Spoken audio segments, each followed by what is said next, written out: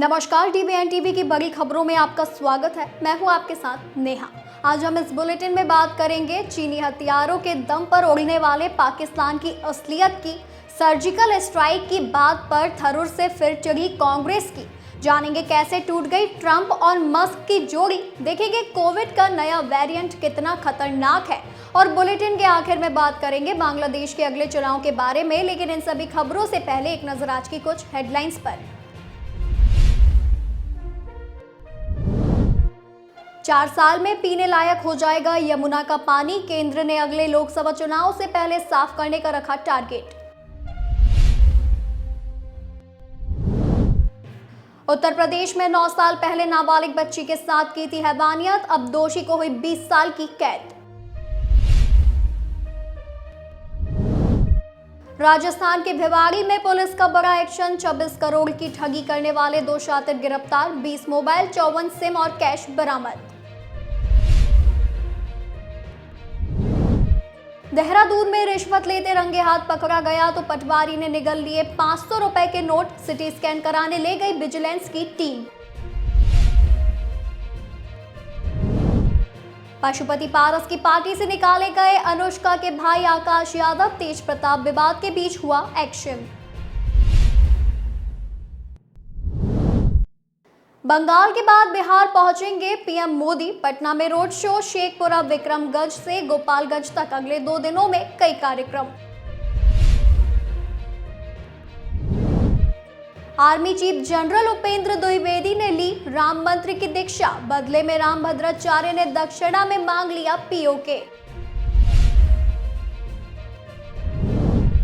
मुरादाबाद में बकरीद से पहले बढ़ा बकरों का कारोबार, 60 से 70 करोड़ रुपए की कमाई की उम्मीद। उत्तर प्रदेश के मेरठ स्टेशन पर स्थापित हुआ सोलर पावर प्लांट, बिजली का खर्च घटने के साथ हरित ऊर्जा को मिलेगा बढ़ावा। जम्मू कश्मीर में आया कोविड-19 का पहला केस, केरल से श्रीनगर लौटी 2 छात्राएं मिली पॉजिटिव। राजस्थान में होने वाली ब्लैकआउट और मॉक ड्रिल हुई स्थगित, अब जल्दी होगी नई तारीखों की घोषणा। ये तो थी हेडलाइंस। अब चलिए बात कर लेते हैं बड़ी खबरों की। 2014 में मोदी सरकार के आने के बाद भारतीय डिफेंस सेक्टर काफी मजबूत हुआ है। सरकार ने मेक इन इंडिया के तहत स्वदेशी हथियारों का लक्ष्य रखा, जिसका मकसद विदेशी हथियारों पर निर्भरता को कम करना था। 22 अप्रैल को हुए पहलगाम आतंकी हमले का भारत ने मुंहतोड़ जवाब देते हुए आतंकियों और पाकिस्तान को स्वदेशी हथियारों के साथ ताकत दिखाई। पूर्व अमेरिकी डिफेंस एक्सपर्ट जॉन स्पेंसर ने पाकिस्तान और भारत के बीच हुए संघर्ष पर एक रिपोर्ट तैयार की है, जिसमें उन्होंने पीएम मोदी के आत्मनिर्भर भारत और मेक इन इंडिया की तारीफ की। 2014 के बाद मोदी सरकार ने डिफेंस सेक्टर के लिए एफडीआई के दरवाजे को 74% तक खोल दिया। यही नहीं, प्राइवेट और पब्लिक सेक्टर मैन्युफैक्चरर्स को घरेलू मिलिट्री सिस्टम जैसे कि ब्रह्मोस मिसाइल, K9 वाजरा और AK-203 राइफल बनाने के लिए भी बढ़ावा दिया। ऑपरेशन सिंदूर में भारत के स्वदेशी हथियारों ने पूरी दुनिया को हैरान कर युद्ध के मैदान में खुद को साबित करते हुए पाकिस्तान को धूल चटाते हुए चीनी एयर डिफेंस को स्वाहा कर दिया, और ये किसी करिश्मे से कम नहीं था। रूस के साथ संयुक्त रूप से विकसित लेकिन बड़े पैमाने पर भारत में निर्मित ब्रह्मोस मिसाइल दुनिया की सबसे तेज और सबसे सटीक क्रूज मिसाइलों में से एक है। 290 से 500 किलोमीटर की रेंज के साथ उड़ान भरने वाले इस मिसाइल का इस्तेमाल रडार स्टेशन और बंकर जैसे टारगेट पर हमला करने के लिए किया गया था। इस मिसाइल की स्पीड और लो रडार क्रॉस सेक्शन की वजह से इसे रोक पाना लगभग असंभव है। आकाश सरफेस टू एयर मिसाइल की डीआरडीओ और भारत डायनेमिक्स द्वारा विकसित किया गया है। यह हर मौसम में काम करने वाला मोबाइल एयर डिफेंस सिस्टम है, जिसकी रेंज 25 से 30 किलोमीटर है। इसे आकाश तीर कमांड एंड कंट्रोल सिस्टम के साथ इंटीग्रेट किया गया था, जो एक एआई एयर डिफेंस नेटवर्क है और जो रियल टाइम में डेटा फ्यूजन प्रदान करता है। भारत की पहली स्वदेशी रूप से विकसित एंटी रेडिएशन मिसाइल रुद्रम-1 दुश्मन के रडार एमिशन को रोकती है और एयर डिफेंस नेटवर्क को बेअसर करती है। इस मिसाइल को पाकिस्तानी जमीनी पर बिछाए रडार का खात्मा करने के लिए तैनात किया गया था। शशि थरूर के सर्जिकल स्ट्राइक संबंधी बयानों पर कांग्रेस की नाराजगी ऐसे मोड़ पर पहुंच गई है जहां से पार्टी में उनके लिए अब पहले जैसी स्थिति संभव नहीं है। कांग्रेस नेताओं द्वारा थरूर को प्रधानमंत्री मोदी का सुपर स्पोक्स पर्सन कहे जाने की चर्चा यूं ही नहीं है। थरूर के हाल के बयानों, खासकर पनामा में दिए गए भाषण में, जिसमें उन्होंने कहा कि साल 2016 में मोदी सरकार के तहत पहली बार भारत ने नियंत्रण रेखा यानी एलओसी पार कर सर्जिकल स्ट्राइक की थी। कांग्रेस पार्टी ने भीतर थरूर के लिए तीखी प्रतिक्रिया को जन्म दे दिया है। ये विवाद न केवल थरूर की व्यक्तिगत राय और पार्टी लाइन के बीच टकराव को दर्शाता है, बल्कि ये भी सवाल उठाता है कि क्या वह वास्तव में वो बीजेपी या मोदी सरकार के पक्ष में बोल रहे हैं। कांग्रेस पार्टी का मानना है कि थरूर के बयान पार्टी की लाइन से मेल नहीं खाते। पार्टी ये दावा करती रही है कि यूपीए सरकार के दौरान भी कई सर्जिकल स्ट्राइक हुई थी, हालांकि उन्हें प्रचारित नहीं किया गया। थरूर का ये कहना है कि साल 2016 में पहली बार एलओसी पार किया गया पार्टी के दावे को कमजोर करता है। कांग्रेस के प्रवक्ता पवन खेड़ा ने पूर्व प्रधानमंत्री मनमोहन सिंह के एक बयान का हवाला दिया, जिसमें कहा गया था कि यूपीए के तहत भी सर्जिकल स्ट्राइक हुई थी, पर वरिष्ठ नेता उदित राज ने थरूर पर तीखा हमला बोलते हुए उन्हें बीजेपी का सुपर प्रवक्ता करार दिया। उदित राज थरूर पर कुछ ज्यादा कड़ा प्रहार करते हैं और थरूर के कृत्य को पार्टी के प्रति बेईमानी कहते हैं।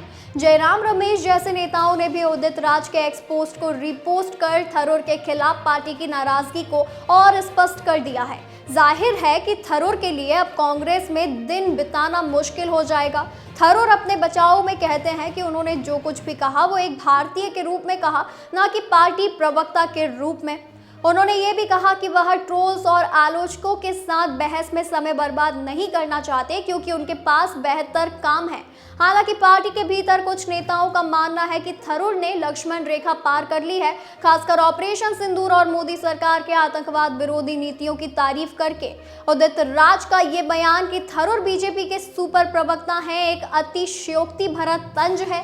कांग्रेस भी भीतर थरूर की स्थिति और उनकी स्वतंत्र राय रखने की प्रवृत्ति कोई आजकल की बात नहीं है। थरूर बहुत पहले से मुद्दों के आधार पर कई बार मोदी सरकार की तारीफ कर चुके हैं। थरूर ने कांग्रेस अध्यक्ष के चुनाव में वर्तमान अध्यक्ष मल्लिकार्जुन खड़गे के खिलाफ चुनाव लड़ने का साहस भी दिखाया था। पिछले कुछ दिनों से थरूर को पार्टी में घुटन महसूस हो रही है। पिछले दिनों उनके बयानों से ऐसा महसूस भी हुआ था। हालांकि थरूर बार बार पार्टी छोड़ने और बीजेपी में जाने की बातों से इनकार करते रहे हैं। अमेरिका की राजनीति में इन दिनों एक अलग ही ड्रामा चल रहा है। एक तरफ अमेरिकी राष्ट्रपति डोनाल्ड ट्रंप रूस के राष्ट्रपति पुतिन पर बुरी तरह भड़के हुए हैं, तो वहीं दूसरी तरफ अरबपति एलन मस्क ने ट्रंप से अपना नाता तोड़ दिया है। ऐसे में सवाल ये उठ रहा है कि क्या पुतिन ही ट्रंप और मस्क की जोड़ी टूटने की असली वजह है। ट्रंप ने मस्क को अपनी सरकार में खास जिम्मेदारी दी थी। Musk department of government efficiency यानी DOGE के स्पेशल गवर्नमेंट एम्प्लॉय थे। उनका काम था सरकारी खर्चों में कटौती करवाना। शुरुआत में सब कुछ ठीक चल रहा था, लेकिन फिर ट्रंप ने एक भारी भरकम खर्च वाला बिग ब्यूटीफुल बिल पेश कर दिया, जिसका मस्क ने खुलकर विरोध किया। मस्क ने कहा कि इस बिल का मकसद ही DOGE की सोच के खिलाफ है। इसके बाद उन्होंने ट्रंप को धन्यवाद देते हुए खुद को इस भूमिका से ही अलग कर लिया। हालांकि मस्क ने इस्तीफे की कोई ठोस वजह नहीं बताई, लेकिन अंदर खाने मतभेद साफ हो चुके हैं। इन दिनों ट्रंप पुतिन पर बेहद नाराज हैं। रूस के यूक्रेन पर हो रहे हमलों के बाद ट्रंप ने एक सोशल मीडिया पोस्ट में पुतिन को आग से खेलने वाला बताया। उन्होंने यहाँ तक कह दिया कि अगर वो राष्ट्रपति होते तो रूस की ये हरकतें अब तक रुक चुकी होती। रिपोर्ट के मुताबिक ट्रंप रूस पर नए प्रतिबंध लगाने की तैयारी में है।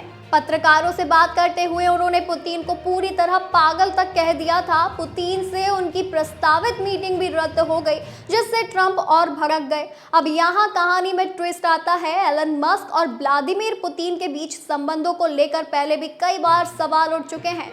पुतिन मस्क की सार्वजनिक रूप से तारीफ करते रहे हैं। एक विवाद तो तब और बढ़ गया जब खबरें आई कि यूक्रेन ने क्रीमिया ब्रिज पर अटैक की प्लानिंग की थी, लेकिन आखिरी वक्त पर मस्क ने स्टारलिंक का नेटवर्क बंद कर दिया। इस कदम से यूक्रेन की सैन्य कार्यवाही पर असर पड़ा और मस्क की मंशा पर सवाल उठने लगे। बाइडेन प्रशासन ने मस्क के खिलाफ जांच भी शुरू कर दी थी। ये भी चर्चा रही कि अगर कमला हैरिस राष्ट्रपति बनी तो मस्क को जेल तक हो सकती थी। दुनिया भर में कोरोना वायरस का नया वेरिएंट NV.1.8.1 तेजी से फैल रहा है। कोविड के इस वेरिएंट का पॉजिटिविटी रेट 11% से ज्यादा है।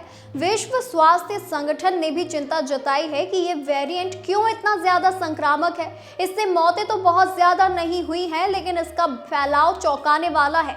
इस वेरिएंट से कहीं कोई और खतरनाक सब वेरिएंट पैदा हो गया तो ये मुश्किल बढ़ा सकता है। स्वास्थ्य विशेषज्ञों का कहना है कि ओमिक्रॉन का ही नया वेरिएंट है। कोविड वैक्सीनेशन के कारण हमारे अंदर इम्यूनिटी तो है, लेकिन कोरोना वायरस के ये वेरिएंट तेजी से अपने लक्षण और ताकत बदलते हैं। इससे संक्रमण बढ़ जाता है। इसमें मौत का ज्यादा जोखिम तो अभी तक नहीं दिख रहा है, लेकिन कोविड गाइडलाइंस का पालन करने के साथ इम्यूनिटी पर भी ध्यान देने की जरूरत है। भारत में अभी नए सिरे से वैक्सीनेशन की जरूरत महसूस नहीं की जा रही है, जबकि अमेरिका जैसे कुछ देशों में हो रहा है। स्वास्थ्य विशेषज्ञों के अनुसार कोविड वैक्सीनेशन वायरस के गंभीर लक्षण और मौत के खतरे को काफी हद तक घटाती है। वैक्सीनेशन के बाद संक्रमण होगा भी तो जोखिम कम होगा और मजबूत प्रतिरोधी क्षमता के कारण मरीज के जल्द स्वस्थ होने की संभावना होगी।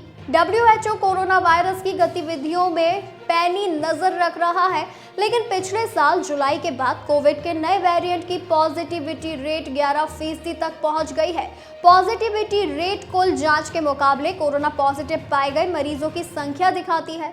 सिंगापुर, थाईलैंड, चीन के साथ साथ भारत में भी तेजी से मरीज बढ़ रहे हैं। WHO ने सभी देशों से कोविड गाइडलाइंस का पालन करने को कहा है। उसने गंभीर बीमारियों के जोखिम वाले और बुजुर्ग के लिए वैक्सीनेशन प्रोग्राम पर ध्यान देने को कहा है। साथ ही स्क्रीनिंग बढ़ाने और मरीजों की ट्रैवल हिस्ट्री से जुड़े सभी व्यक्तियों की जांच कराने जैसी सलाह दी है। स्वास्थ्य विशेषज्ञों का कहना है कि कोविड-19 के नए वेरिएंट से बचने का सबसे बेहतर तरीका अपनी प्रतिरक्षा क्षमता यानी इम्यूनिटी को मजबूत रखना है। हृदय रोगी, मधुमेह और लीवर किडनी की गंभीर बीमारियों से जूझ रहे लोगों को विशेष तौर पर सावधान रहने की जरूरत है। कोरोना का नया JN.1 वेरिएंट आंतों में भी परेशानियां पैदा कर रहा है। फ्लू के सामान्य लक्षण बुखार, खांसी और जुकाम के अलावा पेट दर्द, उल्टी जैसी सामान्य समस्याओं के साथ आंतों से संबंधित परेशानी हो सकती है। बांग्लादेश की अंतरिम सरकार के प्रमुख मोहम्मद यूनुस ने सेना और अन्य राजनैतिक पार्टियों के द्वारा लगातार बनते दबाव के बीच आगामी चुनाव को लेकर समय सीमा का ऐलान कर दिया है।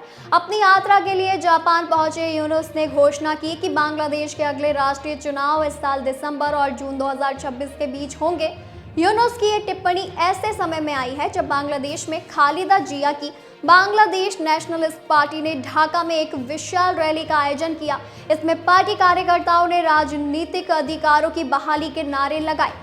जापान की राजधानी टोक्यो में एक सार्वजनिक सभा को संबोधित करते हुए चुनावों के आह्वान को स्वीकार करते हुए कहा कि ये चुनाव दिसंबर 2025 से जून 2026 तक हो सकते हैं।